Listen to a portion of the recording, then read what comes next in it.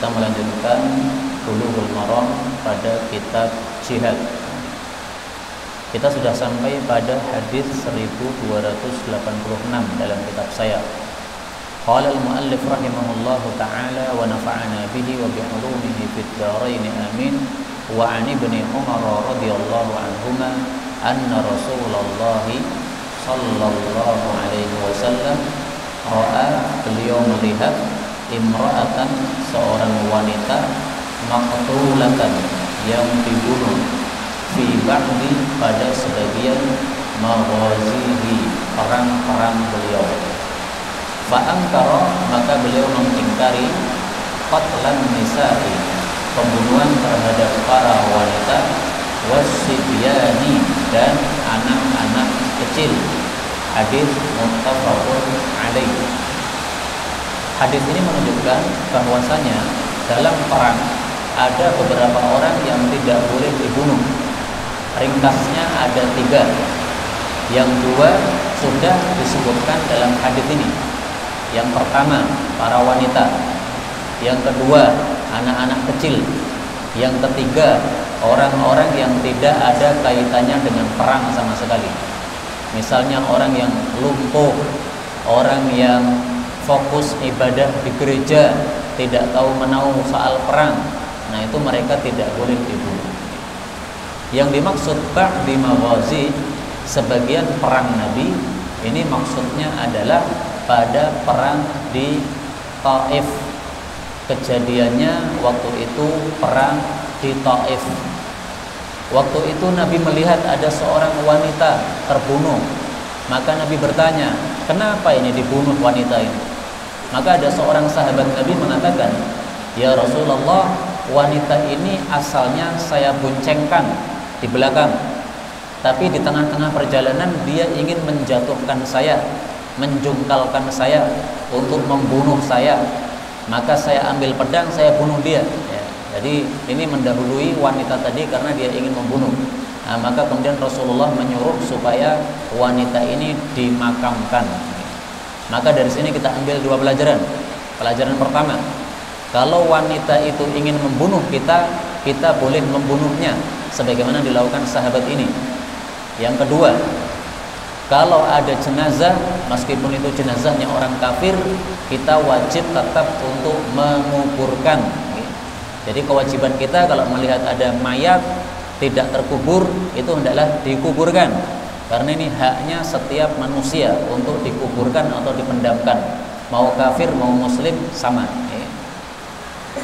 Hadis berikutnya 1287. Wa an Samurata radhiyallahu anhu qala qala Rasulullah sallallahu alaihi wasallam, uqtulu, bunuhlah, syuyukha, orang-orang dewasa, al-musyrikin, dari kaum musyrikin, wastabqu, dan biarkanlah, syarqahum, anak-anak kecil mereka. Hadis riwayat Abu Dawud, disahihkan oleh At-Tirmidzi. Hadis ini semakna dengan hadis sebelumnya. Yang dewasa boleh dibunuh, yang anak kecil tidak boleh dibunuh. Maka kata-kata syuyukh ini tidak diartikan seperti biasanya. Syuyukh biasanya diartikan para syekh, orang-orang tua. Tapi yang dimaksud di sini bukan, maksudnya orang-orang balik. Orang-orang balik dibunuh karena mereka sudah bisa ikut perang. Jazakallahu. Kata-kata syekh itu dalam bahasa Arab seringnya bermakna orang yang sudah tua, usia 51 tahun ke atas. Jadi kalau bapak-bapak usianya belum 51, itu belum syekh. Tapi kalau sudah 51, ini sudah syekh, sudah tua, sudah sepuh. Nah, maka saya belum syekh juga. Saya masih di bawah 40, berarti saya masih syab, masih pemuda. Hadis berikutnya 1288. Wa an Ali radhiyallahu anhu annahum, bahwasanya mereka tabarazu, melakukan mubarazah, yauma badrin, pada hari perang Badar. Hadis riwayat Bukhari dan Abu Dawud meriwayatkannya secara panjang lebar. Hadis ini menunjukkan bolehnya melakukan mubarazah. Apa itu mubarazah? Mubarazah adalah perang tanding yang biasanya dilakukan sebelum perang dimulai. Ada satu kafir maju, atau dua kafir, atau tiga kafir nantang. Satu orang muslim suruh maju, atau dua muslim, atau tiga muslim. Nah, pada waktu itu di perang Badar ada tiga tokoh kafir maju. Namanya Utbah, sama Syaibah, sama Walid. Kemudian menantang, mana umat Islam? Katanya pemberani, maju. Maka orang-orang Ansor, tiga orang maju. Maka mereka mengatakan, kami nggak butuh sama orang-orang Ansor, kami butuhnya sama kerabat-kerabat kami yang dari Mekah, yang hijrah ke Madinah. Mereka suruh keluar mereka. Nah, akhirnya Rasulullah suruh tiga orang, Hamzah, Ali, Ubaidah. Ini semuanya kerabat-kerabat Nabi Muhammad sallallahu alaihi wasallam yang ahli perang. Nah, kemudian akhirnya tiga orang ini duel dimenangkan oleh Ali dan Hamzah. Sementara Ubaidah ini beliau imbang dengan musuhnya si kafir. Tetapi karena Ali dan Hamzah sudah bisa melumpuhkan musuhnya, maka keduanya membantu Ubaidah. Akhirnya musuhnya juga mati juga. Tapi Ubaidah kemudian pulang dalam kondisi sakit parah karena pada bagian tubuhnya, mungkin lehernya terkena pedang oleh musuh, akhirnya mati di tengah perjalanan, termasuk mati syahid.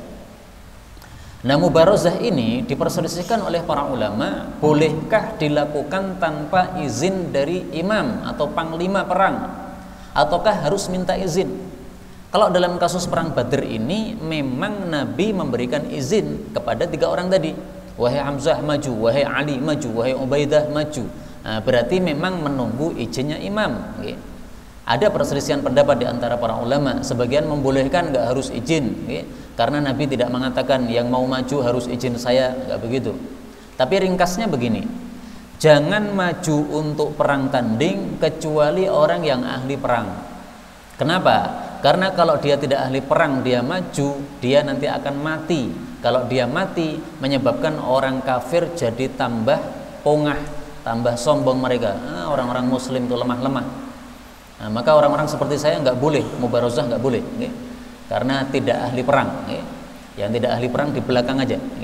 Ikut perang ya ikut perang, tapi di belakang. Nah, yang depan tuh yang ahli perang, yang memang dia pandai menggunakan pedang, pandai dengan bela dirinya dan sebagainya. Nah, itu yang berada di depan mubarozah. Jangan sampai mubarozah menyebabkan umat Islam tambah lemah. Kemudian dari kisah mubarozah pada perang Badar ini diambil pelajaran bahwasanya orang-orang yang memiliki nama-nama, maka nama-nama itu ada pengaruhnya terhadap dirinya. Ali, Hamzah, Ubaidah, kenapa menang? Nama-namanya menunjukkan kemenangan.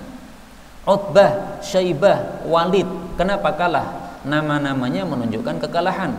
Walid, anak kecil. Utbah, orang yang tercela. Syaibah, beruban. Nah, ini kalah-kalah semua ini menunjukkan kalah semua. Ali, orang yang tinggi. Hamzah, singa. Kemudian Ubaidah, hamba Allah. Nah, ini semuanya menunjukkan kemenangan. Karena singa ini adalah ahli perang di hutan. Ali, orang tinggi. Nah, tinggi mengalahkan terhadap yang rendah. Kemudian Ubaidah, hamba Allah, ya pasti akan dibela oleh Allah Subhanahu wa taala. Karena itu boleh kita mengubah nama kita apabila nama kita bermakna buruk. Tidak ada dalilnya atau sunnahnya nama Jawa diganti Arab, nggak ada. Tapi adanya nama buruk menjadi nama yang baik. Maka kalau panjenengan namanya Jawa sudah baik, tidak usah diganti, nggak apa-apa. Diganti juga nggak apa-apa, tetapi tidak perlu menurut saya. Kenapa? Namanya sudah baik. Tapi diganti nggak apa-apa. Tapi yang disuruhkan untuk diganti atau disyariatkan untuk diganti adalah nama yang tidak baik diganti menjadi yang baik. Hadis berikutnya 1289. Wa an Abi Ayyub radhiyallahu anhu qala, Abu Ayyub berkata, innama tiada lain unzilat diturunkan hadhil ayat ini fina tentang kami. Siapa? Ma'syarul ansar, seluruh orang-orang Ansar.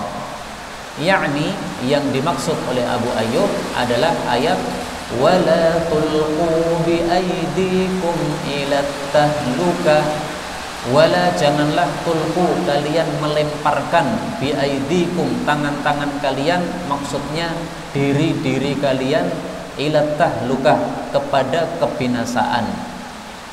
Qalahu Abu Ayyub mengucapkan kalimat ini raddan untuk menolak ala terhadap man orang yang angkara mengingkari. Mengingkari terhadap siapa? Alaman terhadap orang yang hamala menyerang masuk ala soffir Rum pada softnya orang-orang Romawi dalam perang, hatta sehingga dakhala dia masuk fihim pada soft mereka. Hadis riwayat Imam 3 disahihkan oleh Tirmidzi dan Ibnu Hibban dan Al-Hakim. Hadis ini membicarakan tentang bolehnya seseorang meskipun hanya satu atau dua atau tiga atau sekelompok menyerang merangsek di dalam pasukan kaum kafir. Zaman dulu perang itu kan pertemuan, Pak, antara pasukan dengan pasukan. Nah, kadang-kadang ada orang yang pemberani, maka dia menyerang masuk, nerjang, masuk ke dalam safnya orang-orang kafir. Tujuannya apa? Supaya bisa membunuh lebih banyak lagi. Nah, kondisi seperti ini waktu itu ada yang mengingkari, nggak boleh. Seperti itu sama dengan bunuh diri. Kenapa? Karena engkau hanya bertiga masuk dalam kelompok dalam barisan orang kafir, mereka pasti akan meroyok, kalian mati. Maka itu termasuk larangan dalam Quran, wala tulqu biaidikum ila tahlukah. Nah, oleh Abu Ayyub dibantah, itu nggak benar, kalian salah tafsir. Menyerang itu bagus, gak ada masalah. Kalau mati ya mati syahid. Tapi ringkasnya para ulama jumhur mengatakan bolehnya menyerang masuk itu kalau orangnya ahli perang. Kalau tidak ahli perang, nanti dia mati atau pasti mati. Kenapa? Gak punya taktik, gak punya kekuatan. Tapi kalau orang yang pinter, dia menyerang masuk, nanti kalau melihat kondisinya tidak aman, dia akan bisa balik lagi. Okay? Tetapi sudah membuat kalang kabut para musuh, nggak ada masalah. Jadi ringkasnya kalau hanya ngawur nggak boleh. Yakin misalnya ya, seperti saya misalnya, ini kan bukan ahli perang saya nih, yang kira-kira kalau saya masuk langsung ya saat itu juga langsung mati. Nah, maka orang-orang seperti saya tidak boleh melakukan seperti ini. Kenapa? Bukan ahlinya. Yang melakukan adalah orang-orang yang ahli, Ali bin Abi Thalib, Hamzah, Umar bin Khattab dan sebagainya yang terkenal ahli perang. Itu boleh. Lah terus bagaimana dengan ayat ini? Jangan menceburkan diri dalam kebinasaan. Ini ayat cara memahaminya dengan melihat sababun nuzulnya. Kenapa turun ayat ini? Abu Ayyub mengatakan ayat ini turun fina ma'syarul ansor. Ini gara-gara tingkah kami orang-orang Ansor. Tingkahnya apa? Orang-orang Ansor saling membisik antar mereka. Kita sudah lama perang, sehingga bisnis kita kacau balau, sehingga ternak kita kacau balau, sehingga tanaman kita kacau balau. Sudahlah, sekarang umat Islam sudah banyak, biarlah yang berperang adalah orang-orang yang baru saja masuk Islam atau orang-orang yang masih muda. Kita-kita yang sudah lama masuk Islam, kita fokus untuk perbaiki bisnis dulu. Nah, mendengar perkataan ini Allah tidak rela. Allah turunkan dari langit, wala tulqu biaidikum ila tahlukah. Jangan ceburkan diri dalam kebinasaan. Binasa itu apa? Binasa itu meninggalkan jihad, fokus bisnis, itu maksudnya. Karena itu haram hukumnya fokus bisnis sampai menyebabkan jihad tidak dilakukan. Semua umat Islam kalau fokus bisnisnya, tetapi jihad tidak ada, nah itu haram di situ. Tapi kalau jihad masih tegak, nah sebagian yang melakukan bisnis tidak ikut jihad tetapi membantu dengan harta, nggak apa-apa. Kenapa? Masih tercukupi. Nah, waktu turun ayat ini belum cukup seperti itu.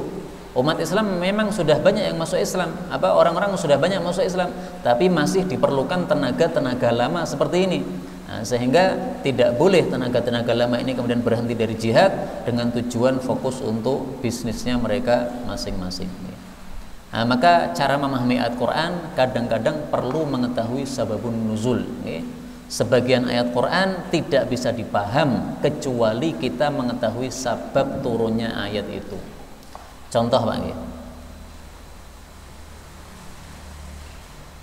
Allah Subhanahu wa taala mengatakan dalam Al-Qur'an. Surat Al-Baqarah ayat 158. Faman hajjal baita, siapa yang haji aw i'tamara atau umrah, fala junaha alaih, maka tidak ada dosa ayyat tawafa bihima, untuk melakukan sa'i antara Safa dan Marwah. Perhatikan kalimatnya, tidak ada dosa untuk sa'i. Berarti apa? Berarti boleh sa'i, boleh tidak. Kata-kata tidak ada dosa itu artinya bebas. Falaisa alaikum junahun an taqsuru minas shalah. Kalau kalian safar tidak apa-apa untuk qasar, artinya bebas. Qasar boleh, tidak boleh. Nah, di sini juga begitu. Haji atau umrah bebas, boleh sa'i, boleh tidak. Itu kalau kita memahami tanpa melihat sababun nuzul. Salah itu pemahaman. Umrah atau haji kalau tidak ada sa'i Safa Marwah, berarti umrahnya belum sempurna. Wajib adanya sa'i antara Safa dan Marwah. Lah terus bagaimana dengan ayat ini? Fala junaha alaih, enggak ada dosa untuk sa'i. Berarti boleh juga tidak sa'i. Jawabnya adalah zaman dulu kala mereka melakukan sa'i sambil mereka itu melakukan peribadatan syirik. Nah, para sahabat khawatir kalau mereka sa'i itu menyerupai orang-orang musyrik zaman dulu. Maka Allah turunkan ayat ini. Oh enggak apa-apa. Karena kalian sa'inya bukan sa'i syirik seperti orang-orang dulu, maka ini sa'i yang benar, gak ada masalah ini. Nah, sehingga jangan mengatakan fala junaha alaih berarti boleh tidak sa'i. Enggak, wajib sa'i. Tapi kita lanjutkan hadis 1290. Wa an Ibnu Umar radhiyallahu anhuma qala harraqa, telah membakar Rasulullah sallallahu alaihi wasallam nakhla, pohon-pohon kurma Bani Nadir. Bani Nadir ini Yahudi di Madinah. Wa qatta'a, dan beliau memotong-motong pohon-pohon kurma tersebut, ya, menebang. Hadis muttafaqun alaih. Hadis ini membahas tentang boleh atau tidak merusak pada negaranya orang kafir yang kita perang terhadap mereka. Misalnya dibom sampai rusak bangunan-bangunan. Ataukah hanya boleh untuk membunuhi mereka? Nah, ini diperselisihkan oleh para ulama. Tapi hadis ini menunjukkan boleh. Kenapa boleh? Karena diperlukan. Memang hukum asal tidak boleh kita menebang-nebang pohon. Apa salahnya pohon? Tidak boleh kita meroboh-robohkan rumah. Apa salahnya rumah? Bunuhilah itu orang-orang kafir, rumahnya biarkan berdiri. Nanti mereka kalah, rumahnya bisa kita warisi. Tapi kalau kita bom semuanya, hancur rumahnya masing-masing semuanya, mereka mati tapi tidak ada yang bisa dimanfaatkan nanti lahan mereka. Ini hukum asal Pak. Tapi ketika diperlukan untuk membumi hanguskan mereka, nggak ada masalah.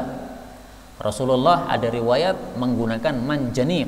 Manjanik itu kalau zaman sekarang meriam. Nah, meriam itu sifatnya juga meluluh lantakkan, merusakkan benteng-benteng mereka, merusakkan rumah-rumah mereka. Termasuk juga ini menebang-nebangi pohon kurma kemudian dibakar-bakari.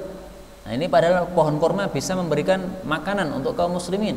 Kalau dibiarkan hidup pohon kurma ini, nanti mereka kalah orang-orang kafir, pohon kurmanya bisa diwarisi. Nah, dalam kasus ini Rasulullah terpaksa membakar. Kenapa? Karena ini menjadi pertahanan kuat untuk Bani Nadir. Kalau dibakar, kalau ditebang, mereka sudah tidak punya pertahanan lagi. Nah, maka dalam kasus ini beliau menyuruh membakar karena memang diperlukan. Jadi ringkasnya ketika diperlukan nggak apa-apa.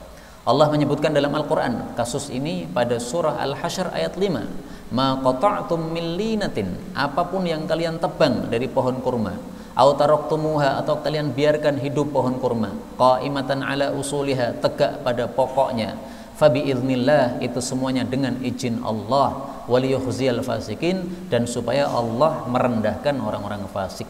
Jadi ketika Nabi menyuruh ditebang pohon kurma itu berdasarkan wahyu, fa biiznillah, diizinkan Allah. Orang-orang kafir waktu itu kan protes nih. Ya Muhammad, katanya melarang merusak di muka bumi, kamu sendiri merusak. Nah, sekarang pertanyaannya, mana lebih rusak, kafir atau menebang pohon? Kalau menebang pohon dianggap merusak, kafir itu lebih rusak lagi. Memerangi kaum muslimin itu lebih rusak lagi. Nah, maka jangan mengatakan kamu mencuri padahal dirinya sendiri mencuri. Menuding kepada pencuri ayam padahal dia sendiri mencuri emas. Nah, enggak pas. Kerusakan yang kamu lakukan lebih besar daripada kerusakan yang dilakukan oleh Rasulullah sallallahu alaihi wasallam. Maka dalam kasus yang lain, Sayyidina Abu Bakar itu memimpin perang, beliau berpesan, jangan membakar, jangan merusak rumah. Nah, itu karena Abu Bakar yakin kondisi orang-orang kafir ini mereka lemah, sehingga tidak perlu dibakar, tidak perlu dirobohkan rumahnya, mereka sudah kalah. Nah, sehingga dibiarkan rumahnya, jangan dibakar, jangan dirobohkan, karena nanti mereka kalah, bisa diwarisi rumahnya orang-orang kafir. Nah, maka ringkasnya melihat sikon masalah ini. Hadis berikutnya 1291. Wa an Ubadah bin Samit radhiyallahu anhu qala qala Rasulullah sallallahu alaihi wasallam, la taghullu, janganlah kalian itu korupsi harta ghanimah. Fa innal ghulul, karena sesungguhnya korupsi harta ghanimah narun, akan menjadi api neraka, maksudnya nanti di akhirat. Wa arun, dan akan menjadi aib ala ashabihi, kepada para pelakunya. Aib di mana? Fid dunya, baik di dunia, wal akhirah, maupun di akhirat. Hadis riwayat Ahmad, Nasai, dan disahihkan oleh Ibnu Hibban. Hadis ini melarang melakukan ghulul. Ghulul itu arti asalnya adalah korupsi harta ghanimah. Maksudnya gimana? Ngambil harta ghanimah sebelum dibagi, nggak boleh. Harta ghanimah kumpulkan kepada imam, setelah itu imam mengambil 1/5, setelah itu sisanya dibagikan kepada pasukan. Nah, sebagian orang itu ada yang mengambil sebelum waktunya. Ini namanya ghulul. Ghulul haram meskipun barangnya kecil, meskipun 1 jarum untuk ndondomi baju nggak boleh, meskipun sandal jepit nggak boleh. Seluruh ghanimah harus diserahkan kepada Nabi sallallahu alaihi wasallam. Al-ghulul nar, ghulul menyebabkan api neraka. Dari hadis ini para ulama sepakat bahwasanya ghulul adalah dosa besar. Karena dosa-dosa yang diancam dengan neraka adalah apa? Dosa besar. Kalau dosa kecil nggak diancam dengan neraka. Kemudian yang dimaksud arun, aib atau cacat atau celah di dunia dan di akhirat. Nah, kalau di dunia jelas, kalau ketahuan dia melakukan ghulul, nanti namanya jadi tercoreng, jadi jelek. Orang-orang akan mengingat keburukannya.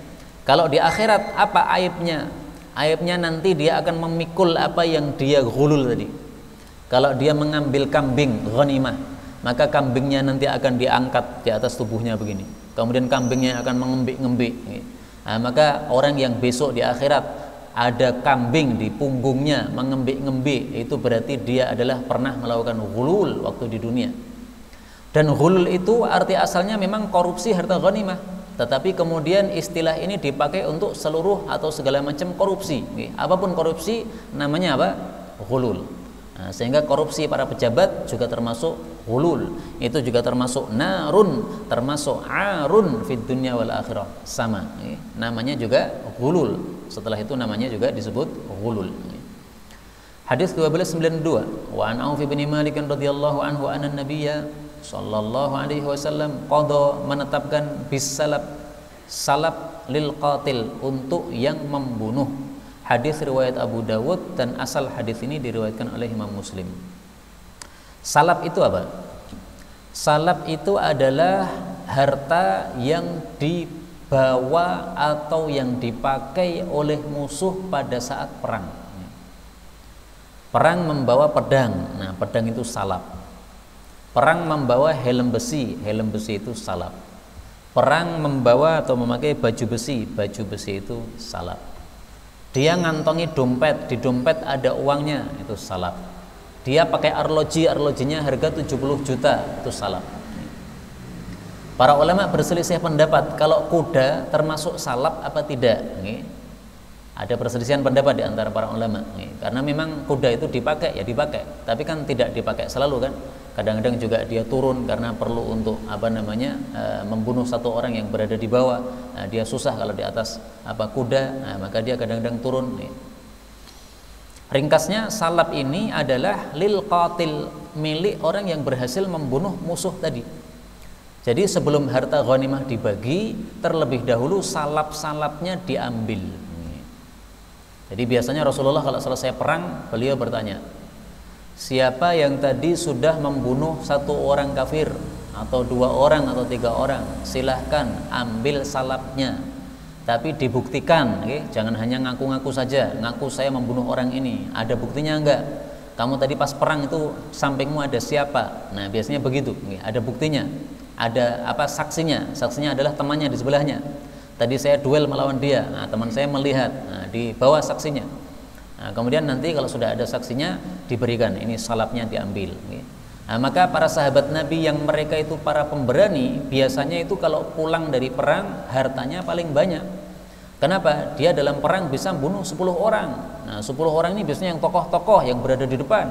Nah orang tokoh-tokoh kan kaya-kaya, pedangnya mahal-mahal, salapnya jadi milik dia.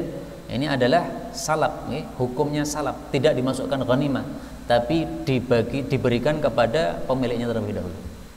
Karena itu ringkasnya, sebelum ghanimah dibagi ada 3 yang diambil. Pertama diambil khumus. Khumus itu adalah 1/5 dari ghanimah. Yang kedua diambil sofi. Sofi itu adalah haknya panglima perang. Dia boleh memilih dari ghanimah ini apa yang menjadi hak dia, diambil, disebut sofi. Kemudian yang ketiga adalah salap. Nah, salap ini diberikan dulu kepada orang-orang yang sudah membunuh si kafir. Setelah itu sisanya baru kemudian apa? Dijadikan ghanimah atau dibagi untuk para pasukan. Tentang salap, mari kita lihat contoh kasus orang yang mendapatkan salap. Hadis 1293. Wa an Abdurrahman bin Auf radhiyallahu anhu fi qissati qatl Abi Jahal, dalam kisah pembunuhan Abu Jahal. Qala Ibnu Auf mengatakan fabtadarahu, lalu keduanya bersegera menuju Abu Jahal. Keduanya yang dimaksud adalah 2 pemuda dari kalangan Ansar. Bisayfaihima, dengan pedang keduanya, hatta sehingga qatalahu, keduanya membunuh Abu Jahal. Thumma kemudian insarafa, keduanya pergi ila Rasulillahi sallallahu alaihi wasallam. Fa akhbarahu, lalu keduanya mengabari Nabi bahwasanya Abu Jahal sudah terbunuh. Faqala, maka Nabi bertanya, ayyukuma, siapa di antara kalian berdua, qatalahu, yang sudah membunuhnya? Hal masahtuma, apakah kalian berdua sudah mengusap sayfaikuma, 2 pedang kalian, yaitu mengusap dari darahnya? Qala, keduanya mengatakan la, belum, ya, jadi pedangnya masih berdarah-darah. Qala, rawi mengatakan fanadhara, lalu Nabi melihat fihima, pada pedang keduanya. Faqala, maka Nabi bersabda, kilakuma, masing-masing kalian berdua qatalahu, sudah membunuh Abu Jahal. Kemudian beliau mengatakan salabuhu, salabnya Abu Jahal, li Mu'adz bin Amr bin Jamuh, untuk 1 orang saja, yaitu Mu'adz bin Amr bin Jamuh, yaitu salah satu dari 2 pemuda tadi. Hadis muttafaqun alaih. Nah, ini kasus salab Abu Jahal. Abu Jahal waktu itu termasuk pemimpin perang, karena dia memang pemuka di kalangan orang-orang Quraisy. Maka ada 2 pemuda Ansar yang dia mendengar nama Abu Jahal sehingga gregetan terhadap Abu Jahal. Dia membisiki Abdurrahman bin Auf, wahai Abdurrahman bin Auf, yang namanya Abu Jahal itu yang mana? Karena 2 pemuda ini dia bukan orang Mekah, dia orang Ansar, orang Madinah, tidak tahu wajahnya Abu Jahal kayak apa. Maka tanya kepada yang tahu. Abdurrahman bin Auf ini kan orang Muhajirin, nah, dia paham. Maka oleh Abdurrahman bin Auf dicari, mana Abu Jahal? Nah, ketemu di sana, ditunjuk, itu Abu Jahal yang itu. Nah, maka 2 orang ini langsung bersegera membawa pedang membunuh Abu Jahal, memenggal dengan 2 pedang keduanya. Nah, setelah itu lapor kepada Nabi SAW. Lah mestinya kan dua-duanya dapat salap, karena dua-duanya apa? Membunuh. Tapi Nabi cerdas, melihat pedangnya. Oh, ini darahnya ada tapi sedikit nih. Ini kira-kira darah ini, pedangnya tidak menyebabkan kematian, hanya memukul menyebabkan berdarah tapi tidak menyebabkan kematian. Adapun pedang ini, oh ini darahnya dahsyat. Oh, ini berarti yang menyebabkan kematian ini. Nah, maka meskipun dua orang ini semuanya memukul Abu Jahal, tapi salapnya diberikan kepada satu orang. Kepada siapa? Mu'adz. Kenapa? Karena pukulannya Mu'adz ini lebih mengenai kepada Abu Jahal, menyebabkan kematian. Mungkin satunya mengenai leher, mungkin satunya mengenai tangan saja. Nah, kalau mengenai tangan kan tidak menyebabkan kematian, meskipun itu mencederai. Tapi yang satunya memenggal pada lehernya, maka dialah yang menyebabkan kematian, sehingga dia yang berhak mendapatkan salab. Dua orang ini, satu bernama Mu'adz, satu lagi bernama Mu'awwidz. Nah, Mu'awwidz tidak diberi oleh Nabi salab karena pukulan pedangnya tidak sampai menyebabkan kepada kematian.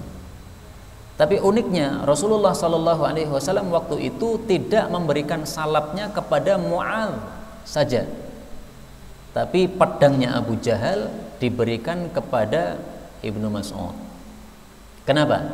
Ibnu Mas'ud setelah melihat Abu Jahal terkapar, maka dia ambil pedang, kemudian lehernya Abu Jahal dipotong, kemudian kepalanya dibawa kepada Rasul sallallahu alaihi wasallam.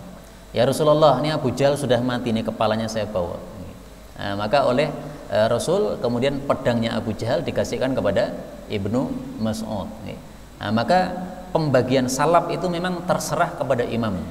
Imam cerdas, maka dia bisa melihat, oh ini yang menyebabkan kematian kamu, maka kamu yang berhak. Atau imamnya membagi dua juga boleh, ya, karena kalian berdua membunuh, maka saya bagi dua, nggak ada masalah, terserah imam.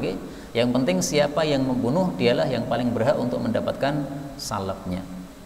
Hadis terakhir pada malam ini 1294, wa an Makhul anna Nabiyya sallallahu alaihi wasallam nasaba, menegakkan al-manjanik, ketapel besar, kalau sekarang adalah meriam, ala ahli Taif, untuk menyerang penduduk Taif. Hadis dikeluarkan oleh Abu Dawud dalam kitab Marasil, rawi-rawinya thiqat, wa wasalahu, dan disambung sanadnya oleh Uqaili, tetapi sanadnya dhaif dari Ali radhiyallahu taala anhu. Jadi ringkasnya hadis ini dhaif karena apa? Mursal. Tetapi isinya semakna dengan kasus pembakaran pohon kurma tadi. Jadi menggunakan manjanik atau ketapel besar, ini kan meluluh lantakkan bangunan mereka.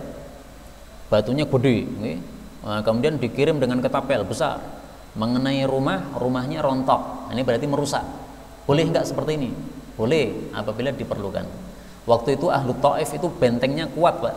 Nah, sehingga untuk menjebol benteng mereka dikirim manjanik, nah, sehingga diperbolehkan pakai meriam, pakai bom dan sebagainya, meskipun itu menyebabkan kehancuran kampung mereka atau rumah-rumah mereka, tapi nggak ada masalah kalau memang diperlukan. Kalau tidak diperlukan jangan. Kalau cukup dengan tembak saja, cukup dengan pedang saja.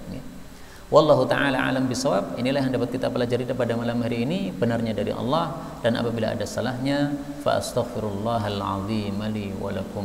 Sisa waktu boleh kita buka untuk tanya jawab.